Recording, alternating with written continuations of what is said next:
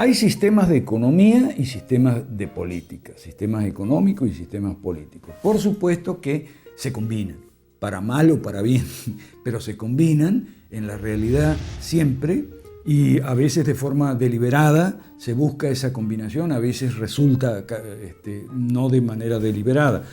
Pero vamos a ver primero los de economía rápidamente y después los de política y vamos a ir viendo cómo se combinan. Hay expresiones que suelen ser engañosas, por ejemplo, se habla de economía de mercado, es una redundancia, toda economía es de mercado, es como hablar de fútbol con pelota, es decir, en la palabra fútbol, foot quiere decir pie, ball quiere decir pelota, entonces decir fútbol con pelota es redundante, ya el concepto de fútbol incluye la pelota, entonces decir economía de mercado es redundante, toda economía de mercado. El mercado somos la gente, los que tenemos necesidades que satisfacer y tenemos a su vez habilidades, capacidades y recursos a nuestra disposición para contribuir al proceso productivo. Esos son los mercados. Entonces, en la medida en que toda economía es de gente, es de mercado y es social. Por eso son expresiones confusas, equívocas y que muchas veces son interesadas para inducir a un pensamiento falso.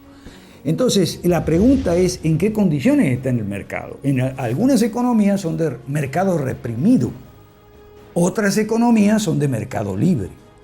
Entonces, alguno dirá, bueno, sí, donde el mercado reprimido, economía planificada, dirigida o controlada. Déjeme decirle que toda economía es planificada, es dirigida y es controlada. El asunto está en quién la planifica, quién la dirige y quién la controla.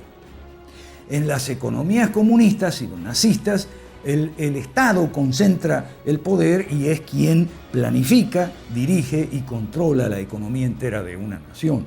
Y en el estatismo en general eso es así. En el sistema de liberalismo clásico, que propone gobiernos limitados, mercados libres, respeto a la propiedad privada, quienes planifican, dirigen y controlan la economía es todo el vasto, inmenso conjunto de numerosos, del lado de la demanda, consumidores. ¿Cómo ellos planifican, dirigen y controlan la economía? Bueno, nosotros somos consumidores. Cuando vamos al mercado y compramos la leche marca tal en lugar de la leche marca cual, le estamos dando una orden al productor de tal para que fabrique más y al productor de cual para que fabrique menos. De esa manera nosotros los consumidores planificamos, dirigimos y controlamos la economía. Y del lado de la oferta, entonces son los ahorristas y los trabajadores que toman decisiones de trabajar aquí o allá, ahorrar aquí o en el banco o en la bolsa. Y entonces de esa manera son los que toman las decisiones y no el Estado. En ese sentido, las economías se pueden distribuir a lo largo de un espectro entre economías 100% estatistas y economías libres. El capitalismo, déjeme decirle, toda economía es capitalista, porque toda usa capital. Ahora, ¿quiénes son los propietarios y gestores del capital? ¿Son los dueños del capital? ¿Son los consumidores, los empresarios pequeños, los medianos, los grandes? ¿O es solo el Estado? En algunos casos el Estado puede no ser el propietario del capital, pero ser el gestor. Es decir, el Estado no es el dueño de la empresa, pero es el que le dice al empresario y a la empresa cómo debe contratar, qué sueldo debe pagar, a quién, cuánto, qué debe producir, cómo, cuándo, dónde comprar su materia prima, etcétera, etcétera, a través de las leyes.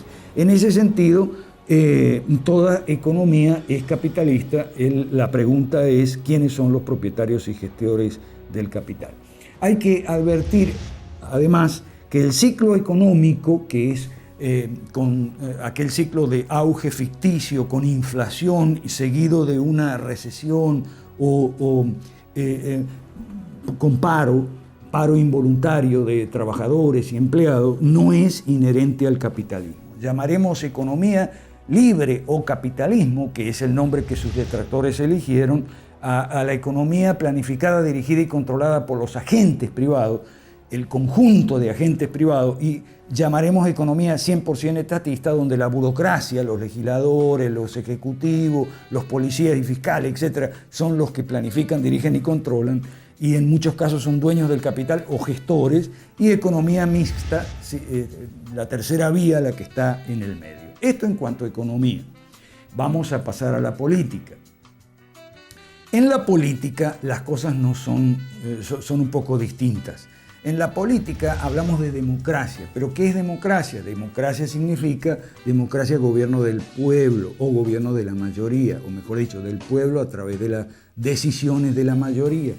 Hay otro sistema que se llama aristocracia, que es el sistema por el cual no todas las elecciones son populares. Por ejemplo, en nuestros países los miembros de la Suprema Corte no son por elección popular.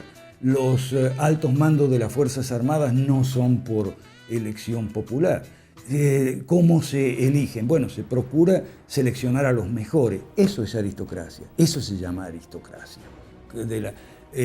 Y autocracia del sistema de monarquía o imperio, donde es el rey o el emperador el que tiene el poder. Entonces, gobierno de uno, autocracia. Gobierno de unos pocos, los mejores, aristocracia. Gobierno del pueblo, el demos, en función de la mayoría, democracia.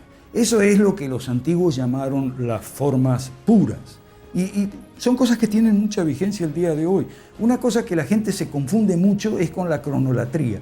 Cronolatría significa adoración del tiempo, y creer que las experiencias políticas de los griegos o el pensamiento político de los griegos o de los romanos no nos sirve ahora, porque eso es muy antiguo, en fin, y lo mismo con la Biblia. Pues eso es erróneo, eso yo sé que se enseña en muchas universidades, pero no es así. Claro, hay que tomar en consideración las diferencias, pero una vez descontadas las diferencias, las enseñanzas y las lecciones que aquellas experiencias y aquellas enseñanzas nos dejan son valiosísimas. Y por la cronolatría, y por cerrar los ojos al pasado, y por desechar y despreciar el valor instructivo que tiene el pasado, es que nos va como nos va. Entonces, los antiguos decían, bueno, estas son las tres formas puras, las tres formas políticas puras: autocracia, aristocracia, democracia. Pero hay formas degeneradas de cada una. La autocracia, o sea, el rey, se puede transformar en un tirano, degenera en tiranía. Tiranía es la forma degenerada de la autocracia. La aristocracia puede degenerar en una oligarquía egoísta. Esa es la forma degenerada de la aristocracia. Y una oligarquía egoísta y cerrada. La democracia puede degenerar en demagogia, y de hecho es lo que nos ha pasado con la democracia a los latinoamericanos. Creo que podemos dejar este tema aquí y seguirlo, el de la democracia en América Latina, en el próximo segmento. Gracias.